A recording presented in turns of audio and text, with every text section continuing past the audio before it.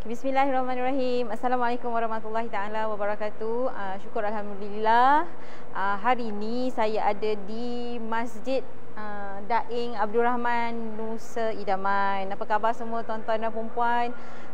Saya live hari ini dari Masjid Daing Abdul Rahman Nusa Idaman. Okey, anda yang menonton live ni boleh tak dengar dengan jelas suara saya? Mungkin boleh komen sikit dengar jelas kan? Hari ni kita ada go umrah hari ni. Alhamdulillah. Lama juga kita tak dapat, kata orang tu tak dapat buat khusus umrah kan, akibat penangguhan itu hari, tapi kita masih jalan terus ni. Okay, so kita ada go umrah hari ni di Masjid Daing Abdul Rahman ni. Alhamdulillah, ramai juga peserta pada hari ini yang nak menambah ilmu. Pergi ke tak pergi ke lain ceritalah, yang pentingnya kita belajar dulu. Bila kita dah ada ilmu, insya-Allah bila kita nak pergi tu, kata orang tu dah senang, kita dah faham kan. Okey. Tapi hari ni bila kita buat go umrah ni, kita punya go umrah ni percuma je tuan-tuan dan puan-puan, dan tak semestinya untuk jemaah umrah KUJDT. Siapa-siapa je yang nak datang belajar, silakan datang, percuma sahaja. Okey. So saya berharap pada siapa yang nak belajar tu masih belum terlambat kan. Sekarang pukul apa? 9.5 kita baru je start. Siapa yang nak join boleh join. Belum ada, kita ada praktikal lagi nanti. Nampak ni, dah ada Kaabah, kita dah siapkan CJ Ismailnya, kita dah ada tempat sa'inya, macam tu. Jadi kalau siapa yang nak datang, mehlah kata orang tu, jomlah kita belajar. Percuma saja tuan-tuan dan puan-puan. Untuk tu saya rasa itu sahaja pagi ni, dan kita nak bawa okey. Jadi pagi ni yang mengajar umrah adalah musyrif kita, Ustaz Muhammad Azlan Haji Alias. Tengok tu kat dalam tu, bersungguh-sungguh tengah berkongsi ilmu. Jadi rugi sangat kalau anda tak join go umrah kita. Dah lah nak dapatkan ustaz ni bukan senang tau. Dia sibuk memanjang, tapi alhamdulillah ni dapat kidnap dia untuk berkongsi ilmu dengan anda semua. Jadi jom kita dengar sedikitlah sedutan daripada ilmu lah tentang umrah yang nak disampaikan oleh Ustaz Azlan.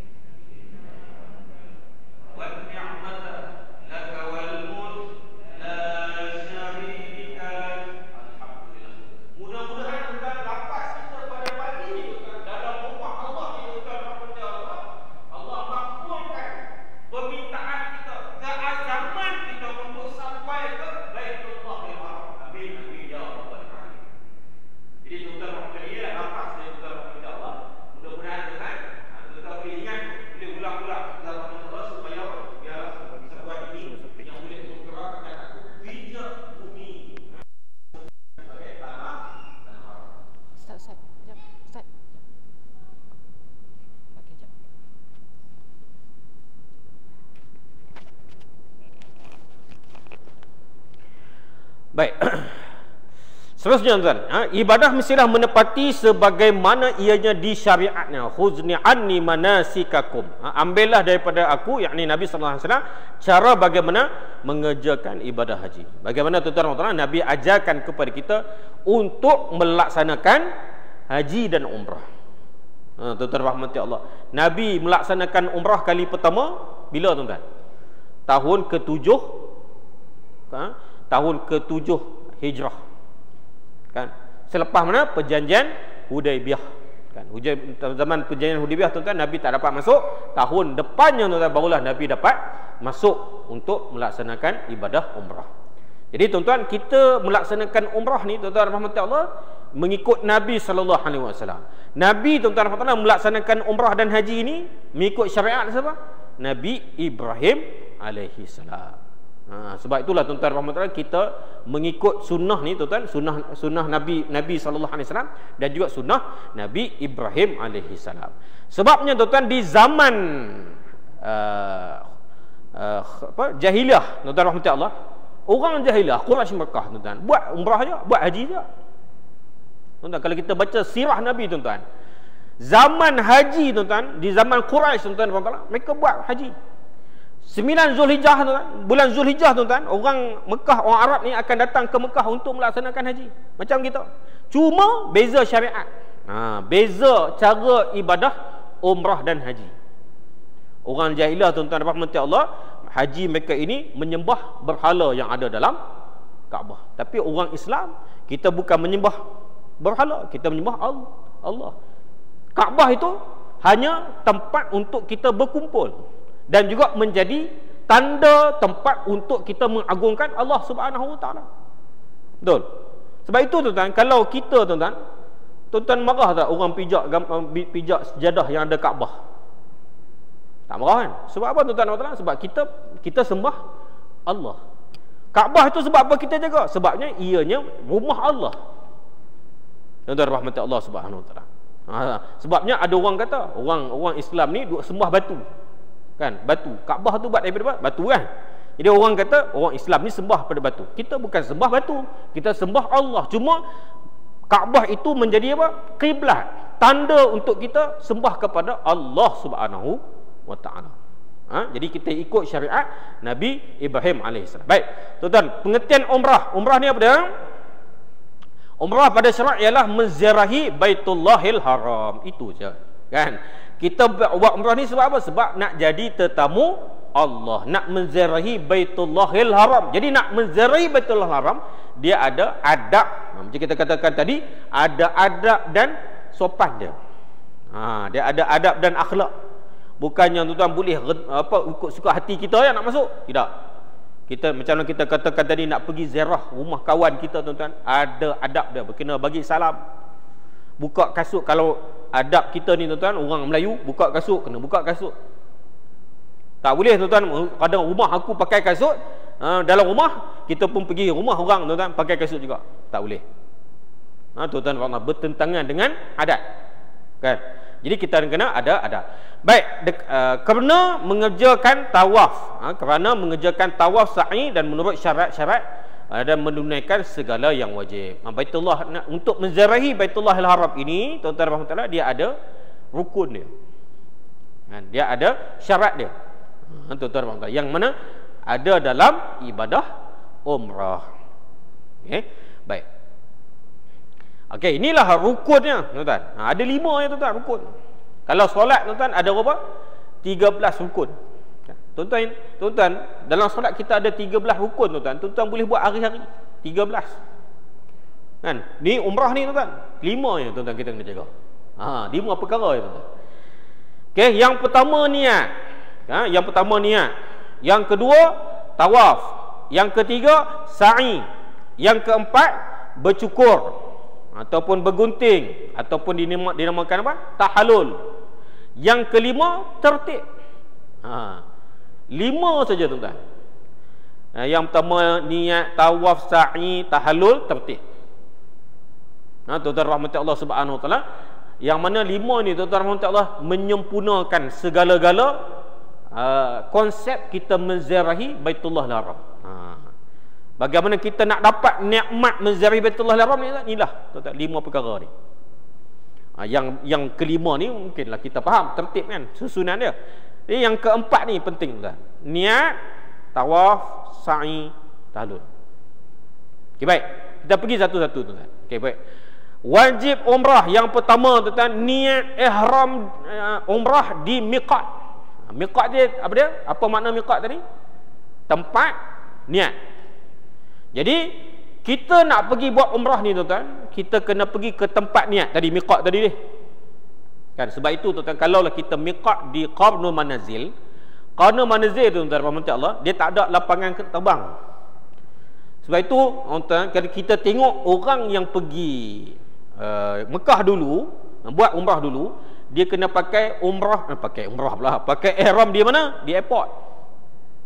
Kan? Dia pakai dia ihram di airport. Kan, maksudnya naik kata kapal terbang tu pakai ihram dah. Sebab apa? Sebabnya, tuan-tuan rahmatullah, kapal terbang ni, tuan-tuan, dia takkan turun, takkan landing di miqat Qarnul Manazil, takkan turun. Dia lalu je, tuan-tuan. Tuan-tuan rahmatullah, kalaulah kita terlepas, tuan-tuan, tak boleh buat apa dah. Kena bayar dam lah. Niat boleh niat, tapi kena bayar dam. Sebab apa? Terlepas tempat miqat. Tuan-tuan rahmati Allah Subhanahu Wa Taala. Jadi niat yang pertama wajib maknanya adalah niat ihram umrah di miqat, tempat niat. Tapi kalau untuk lepas pandemik ni kita akan miqat di Bir Ali, Masjid Bir Ali, maka tuan-tuan mudahlah sebab kita akan pergi naik bas, kita akan pergi ke Masjid Bir Ali, kita akan mula niat di situ. Niat pakai ihram di situ ataupun pakai ihram daripada awal-awal, niat di situ, kemudian sepanjang jalan kita akan jaga hukum hakam larangan dalam ihram. Okey, baik. Yang kedua, meninggalkan larangan dalam ihram. Dua perkara yang tuan-tuan kena ingat. Wajib umrah ni, yang pertama niat, yang kedua meninggalkan larangan dalam ihram. Larangannya apa? Nanti kita akan bincangkan. Okey. Baik, larangan dalam ihram. Ada berapa? 13, tuan. Ada 13 perkara yang kita kena ingat, terutama lelaki. Lelaki kena ingat selalu ni, sebab ada perkara banyak berkaitan dengan lelaki. Okey. Yang pertama iaitu memakai pakaian sarung atau berjahit dan bercantum untuk lelaki. Pakaian ihram lelaki adalah pakaian yang tidak bercantum ataupun tidak berjahit. Tuan-tuan rahmatullah, pakaian yang tidak bercantum dan tidak berjahit. Kalau saya pakai hari ni tuan-tuan, jubah berjahit ke? Jahit. Bercantum tak? Cantum. Boleh tak? Tak boleh. Ini lelaki ya? Lelaki saja. Muslimat pakai macam biasa. Pakai telekung macam biasa, tak ada masalah. Ini khusus pada lelaki. Jadi termasuk mana tuan-tuan? Termasuk segala yang melekat pada tubuh badan kita. Apa yang melekat pada tubuh badan kita? Baju. Kan? Baju. Lagi seluar. Seluar. Kemudian stokin.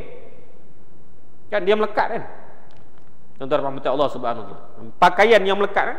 Maka ianya tidak boleh dipakai oleh lelaki. Maka nak pakai apa? Itulah pakaian yang dinamakan ihram. Termasuk tuan-tuan pakaian apa? Seluar dalam. Seluar dalam ni tuan-tuan berjahit ke tak? Jahit. Kan dia bercantum. Kalau tuan-tuan pernah jumpa seluar dalam yang tak bercantum, tak berjahit, boleh lah.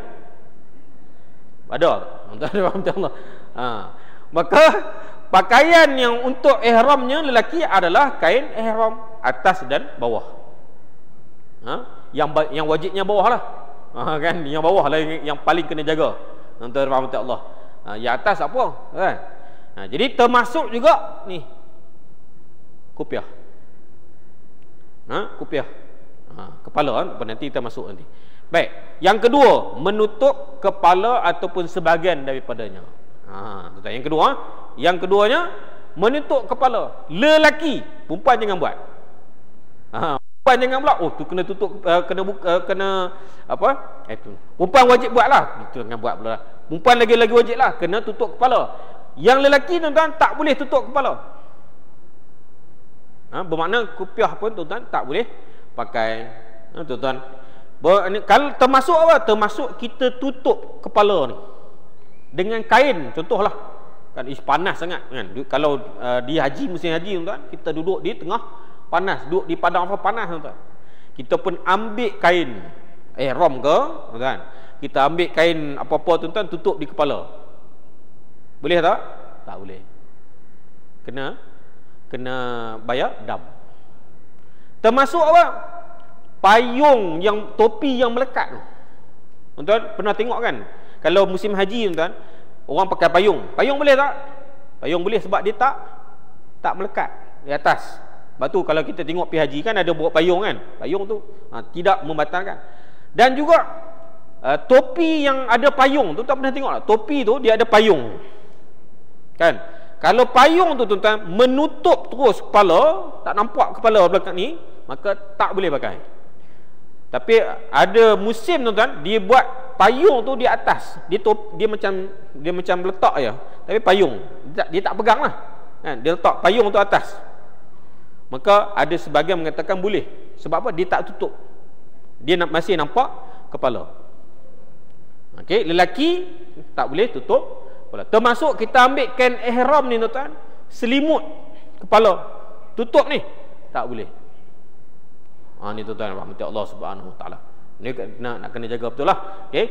Yang seterusnya, memakai sarung tangan bagi lelaki dan wanita, menutup ni. Sebelum terlupa. Termasuk slipper. Kaki kaki. Kasut tuan-tuan, kasut tak boleh yang bertutup.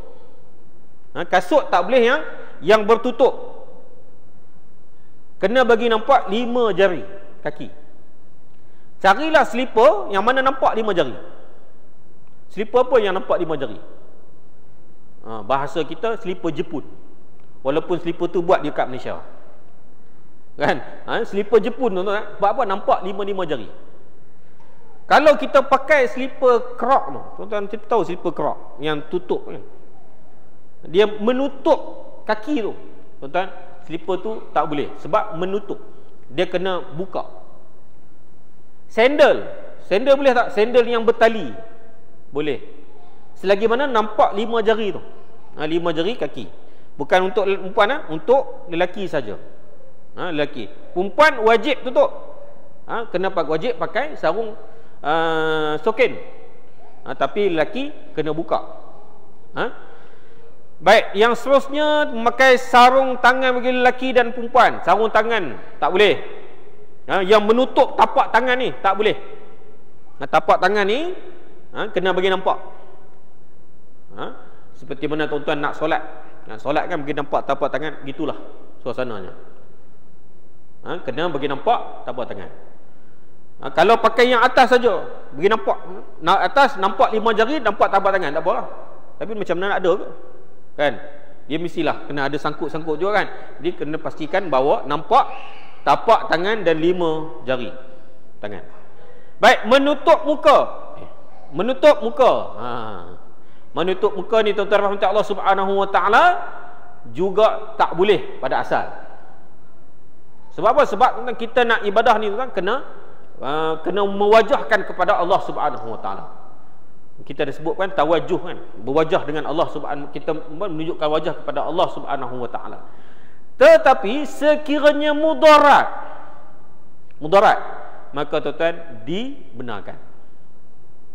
Sebab tu tuan-tuan, orang perempuan yang pakai niqab tuan-tuan, kalau nak buat umrah dia kena buka.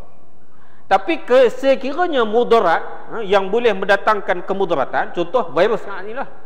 Virus yang ada sekarang ini tuan-tuan, yang boleh merebak melalui udara, maka tuan-tuan dibenarkan atas fatwa-fatwa yang tertentu mengikut situasi terkini. Tuan-tuan rahmat Allah SWT, maka dibenarkan. Tapi hukum pada asal tak boleh. Tak boleh pakai, tak boleh menutup muka. Baik, seterusnya memakai bau-bauan sama ada di badan, makanan, minuman dan juga menghidunya. Tak boleh pakai minyak wangi. Minyak wangi, minyak atar tak boleh. Ketika mana? Ketika mana kita dalam ihram dah. Kita dah niat dah tuan-tuan. Kita dah niat ihram dah ni. Kita tak boleh lagi nak berwangi-wangian. Tuan-tuan rahmat Allah Subhanahu Wa Taala. Termasuk apa? Termasuk tuan-tuan kita pergi menghidu. Kita nampak orang jual minyak wangi ni, pergi kita pun berhidu. Tak boleh. Tapi kalaulah kita lalu bau tu datang, bukan yang kita cari, maka dimaafkan, tak ada masalah. Tapi kalau kita yang cari, keluar-keluar daripada bilik tu tuan-tuan, jumpa kedai minyak wangi. Kedai minyak wangi ni singgah dulu sebelum pergi umrah ni, pakai ihram ni. Tuan-tuan dalam niat dah ni, dia pun pergi kedai. Maka tuan-tuan ketika tu dia kena dam. Tuan-tuan rahmat Allah. Termasuk mana? Termasuk tuan-tuan kita sentuh tempat-tempat minyak wangi. Tempat apa yang ada minyak wangi tuan-tuan rahmat Allah. Tuan-tuan ingat, kita pergi ke Mekah ni, ke Baitullah Haram, ke Masjidil Haram ni tuan-tuan. Dinding Kaabah tuan-tuan, Kaabah sendiri tuan-tuan, dia banyak minyak wangi. Dia sentiasa dispray dengan minyak wangi. Kalau kita tersentuh tuan-tuan, memang tuan-tuan kita melaksanakan tawaf tuan-tuan, dalam umrah tuan-tuan tak boleh sentuh tak boleh sentuh Kaabah. Maka kalau sentuh tuan-tuan kena bayar dam. Ataupun kita gantikan pusingan. Sebab pusingan itu dikira batal. Tuan-tuan dan puan-puan. Tapi kalau minyak wangi, tuan-tuan dan puan-puan, kita kena bayar dam. Kita sentuh minyak wangi, kita pergi cari minyak wangi, kita calik minyak wangi kat badan kita, maka kita dah termasuk larangan. Maka kena bayar dam. Baik. Seterusnya, memakai minyak di kepala ataupun janggut. Dan selain pada tubuh pipi. Okey, baik. Tuan-tuan dan puan-puan, memakai minyak rambut dan juga janggut juga tak boleh. Lelaki lah. Lelaki. Tak boleh bila kita dah niat untuk ihram, tuan-tuan dan puan-puan, tak boleh dah. Nak perbetul nak pakai minyak rambut ke, nak pakai Pak Ustaz saya pakai minyak zaitun ni, tak boleh juga. Sebab apa? Sebab umrah dan haji ini kita buat dalam keadaan kusut masai. Ini penting. Sebab itu tuan, Nabi pun tuan, bila Nabi daripada Madinah, tuan-tuan, Allah Subhanahu Wa Taala untuk melaksanakan umrah, Nabi datang daripada Madinah, Nabi terus sampai ke Mekah, tuan-tuan, sampai ke Baitullah Haram, Nabi terus buat melaksanakan umrah. Terus buat melaksanakan umrah. Dalam keadaan mana? Dalam keadaan kusut masai Nabi tu. Sebab apa? Sebab umrah dan haji ni ibadah yang kena dalam keadaan kusut dan kusut masai. Berpeluh kita itu, tuan-tuan, peluh itu ibadah kita. Peluh itu pahala untuk kita ni. Tuan-tuan rahmati Allah Subhanahu Wa Taala. Bau badan kita tu, tuan-tuan rahmati Allah, itulah bau badan untuk apa? Untuk Allah ampunkan dosa kita. Ni tuan-tuan rahmati Allah. Maka tuan-tuan, sebab itu tuan-tuan, dalam larangan juga tuan-tuan, kalau kita tak boleh nak pakai minyak rambut, nak mengemaskan rambut dengan minyak ataupun dengan gel dan sebagainya, tak boleh. Walaupun gel tu tak bau pun tuan-tuan, tak boleh. Waktu bila mana kita nak pakai ni? Minyak wangi, minyak rambut ni nak pakai waktu bila? Sebelum pakai ihram. Sebelum pakai ihram. Contohnya, pagi esok ni kita nak pergi buat umrah. Kita bangun subuh, tuan-tuan, kita mandi, kan? Sebelum mayang subuh, tuan-tuan, kita mandi dulu, tuan-tuan, mandi puas-puas semua. Kemudian kita pakai minyak wangi dulu. Kemudian kita pakai minyak rambut dulu, tuan-tuan rahmatullah subhanahu wa taala, baru kita pakai ihram. Boleh tak? Boleh. Pakai ihram. Jadi, tuan-tuan, minyak wangi yang melekat pada tubuh badan kita, melekat pada kain ihram. Boleh tak? Boleh. Sebab apa? Sebab kita bukan pakai di atas kain ihram. Faham? Dipaham? Boleh. Tu sebab apa? Sebelum kita pakai ihram. Tapi kalau dah kita pakai ihram, tuan-tuan rahmat Allah Subhanahu Wa Taala, kita spray, maka tuan-tuan tak boleh dah. Tu kena ingatlah. Jadi nak pakainya itulah sebelum kita pakai ihram. Boleh pakai minyak wangi, boleh pakai minyak rambut.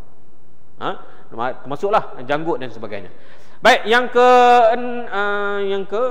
7, tuan-tuan rahmat Allah, iaitu menanggalkan rambut dan bulu. Tuan-tuan, kita tak boleh nak tarik rambut, kan? Nak tarik janggut, misai, tak boleh kita usaha untuk apa? Menggugurkan dia. Contoh, tuan-tuan rahmatullah SWT, kita dah tahu dah rambut kita ni dia akan boleh gugur. Kita pun sikat rambut. Tuan-tuan rahmatullah, sikat itu nama apa? Usaha, kan? Kita usaha. Maka tuan-tuan, ketiga itu tak boleh. Kalau gugur, kena dam. Tapi kalau orang perempuan selalu gugur rambut, contohlah tuan-tuan rahmat Allah, dia buka kain tudung, kan, buka tudung, tiba-tiba rambut melekat pada tudung, maka kena tak? Tak kena. Sebab apa? Bukan usaha.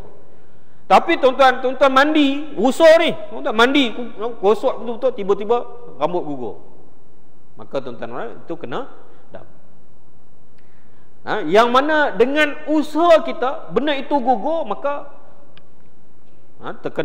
termasuklah dalam larangan. Tapi kalau dia gugur sendiri, tuan. Contoh apa? Bulu mata, kan, gugur, tiba-tiba jatuh. Melainkan kalau kita gosok, kan, kita gosok-gosok gugur, maka tuan kena dam. Tapi gugur sendiri, tiba-tiba jatuh, tak tahu kenapa, maka tuan dimaafkan. Termasuklah janggut. Janggut kalau kita duk gosok ni, kan, orang selalu gosok ni, gosok-gosok gugur, maka kena. Tapi tiba-tiba kita duduk senyap ni dalam pegang pakai ihram, tiba-tiba jatuh, tak tahu sebab apa, kita tak sentuh pun, maka tuan-tuan dimaafkan. Okey, jelas ha?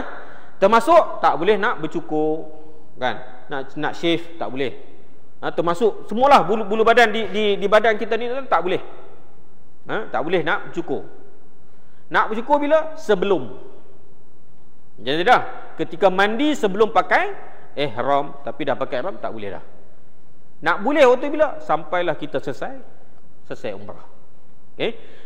Baik, mengerat dan memotong kuku termasuk tuan-tuan tak boleh nak potong. Tuan-tuan rahmatullah. Kalau panjang wala bagaimana sekalipun, tuan-tuan kena tahan. Tunggu dulu sampailah kita tahallul. Kalau tak tahan juga, nak potong waktu bila? Macam tadi, sebelum pakai ihram. Okey, bila dah pakai ihram, tunggu dulu. Jangan potong. Walaupun kuku dah panjang macam vampire kan, tunggu dulu. Tuan-tuan rahmatullah, tunggu dulu. Selesaikan dulu umrah.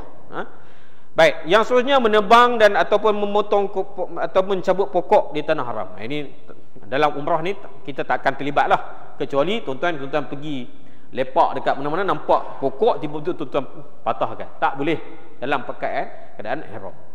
Selalunya jemaah haji lah. Jemaah haji ni tuan, sebab apa? Sebab dia pakai ihram dalam tempoh melaksanakan haji, dia nak kena pergi kutip batu. Kan? Nak pergi melontar. Nak pergi jamrah. Kadang-kadang tuan-tuan, zaman dah tuan-tuan, bukan padang pasir macam dulu dah. Kalau kita pergi hari ni tuan-tuan, banyak dah jadi padang rumput. Ada kawan saya tuan-tuan rahmatullah SWT, dia buat haji gitu, baru lagi, dia muda lagi tu. Pergi time usia muda menggantikan arwah ayah dia, meneman mak dia. Maka pergi-pergi tuan, ketika mana duk kutip batu tu, kutip batu untuk melontar jamrah tu, dalam keadaan padang tu ada rumput, dia pun pergi cabut rumput dalam keadaan pakaian ihram ni, dalam umrah ni, dalam haji.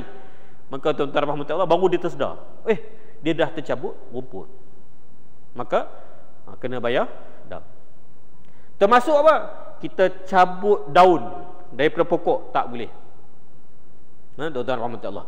Tapi perjalanan kita ni tuan-tuan, jaranglah nak jumpa pokok. Sebab apa? Dalam hotel pun tak ada pokok, kan? Perjalanan kita pun hari ni tuan-tuan tak ada dah rumput-rumput, sebab dataran tu dah penuh dengan mozaik dah. Baik, yang seterusnya memburu binatang buruan. Binatang-binatang buruan tak boleh. Binatang buruan ni macam apa? Macam ayam ke, kambing, lembu, unta, benda-benda yang buruan, bentuk buruan. Tapi kalau binatang itu yang mudarat kepada kita, maka bolehlah. Contohlah ular, contoh tiba-tiba muncul, kan? Boleh mendatangkan mudarat kepada kita. Kita kena bunuh, kena bunuh dia, tak boleh nak elak lah, kena bunuh. Maka tuan-tuan ketika itu dibenarkan. Tapi kalau binatang buruan tuan tak boleh. Baik, seterusnya berkahwin, mengahwinkan ataupun menerima nikah. Nak berkahwin, aku nak ambil keberkatan ni, nak berkahwin, kan? Lepas pandemik ni aku nak kahwin, tapi kahwin aku ni nak pakai ihram. Tuan-tuan rahmatullah, boleh tak? Tak boleh. Ataupun kita pesan ke anak kita ni, anak kita nak nikah ni, tunggu bapak pergi ke umrah, bapak duduk kat tanah haram nanti, bapak boleh jadi wali dalam pakai ihram. Boleh tak? Tak boleh. Sebab ni semua ni berkahwin, mengahwinkan. Ni mengahwinkan apa? Mengahwinkan anak kita ni lah, wali lah. Boleh mengahwinkan kepada anak. Ataupun qadi, nak buat apa, viral sikit, dia pun nak pakai ihram, tak boleh. Kemudian menerima nikah, tak boleh. Dan yang seterusnya melakukan pendahuluan persetubuhan. Yang ni tuan-tuan, orang yang pergi suami isteri kena jaga-jaga. Suami isteri kena tahu keadaan suami. Ada suami tuan-tuan rahmatullah subhanahu, kalau isteri sentuh pun dia dah pening dah. Itu kena hati-hati. Kena duduk jarak sikit. Sebab apa? Ni melakukan pendahuluan. Muqaddimah ni tuan-tuan, pendahuluan ni tuan-tuan rahmatullah, yang boleh mendatangkan syahwat tak boleh. Tuan-tuan rahmatullah. Jadi ketika itu kena hati-hatilah, kena jaga-jaga. Sebab apa? Pergi sana tuan-tuan, kadang-kadang tuan duduk dekat Malaysia tuan-tuan, tak nampak cantik bini ni. Pergi sana nampak cantik pula. Tuan-tuan rahmatullah. Jadi macam-macam. Tuan-tuan rahmatullah. Jadi ini kena jaga-jaga. Kalau dalam ihram, dalam ihram ni. Tapi kalau luar ihram tak ada masalah. Kan? Berapa lama dalam ihram ni? Tuan-tuan, nanti kita bincang. Kita akan bentangkan nanti kan, berapa lama. Sebab tuan-tuan rahmat Allah SWT, bila datang benda kadang-kadang benda yang kita tak dijangka kan. Syahwat lelaki ni tuan-tuan kadang-kadang tak dijangka, sama perempuan tak dijangka. Maka tuan-tuan ada tempoh dia, nak kena hati-hati. Okey. Yang seterusnya, bila dah melakukan pendahuluan pun tak boleh, dah tentulah tuan-tuan melakukan persetubuhan pun tak boleh dalam ihram. Dalam ihram ni, tuan-tuan rahmatullah. Sebab itu tuan-tuan, kebanyakan orang yang pergi ke umrah ataupun haji, bilik dia asing. Dan lelaki duduk dengan lelaki, perempuan duduk dengan perempuan. Tapi kalaulah duduk satu bilik juga boleh lah. Cuma kena hati-hati. Kena jaga-jaga. Kena ingat selalu bahawa dalam ihram. Tapi kalau luar ihram tak apalah. Dah habis umrah dah tahlul, tak apalah. Tak ada masalah lah. Tuan-tuan rahmatullah semua. Itu dah dibenarkan. Kecuali dalam ihramnya. Tak boleh untuk nak memulakan persetubuhan, pendahuluan ataupun persetubuhan semua isteri. Okey. Baik. Itulah 13 13 pantang larang ihram. Yang utama tuan-tuan kena ingat yang atas ni. Yang 8 ni. 8 ni yang banyak kita akan berhadapan. Okey, yang 8 ini. Ini boleh selalu diulang-ulangkan. Baik, yang pertama kita masuk ke rukun yang pertama, iaitu niat ihram. Apa dia niatnya? Iaitu nawaitu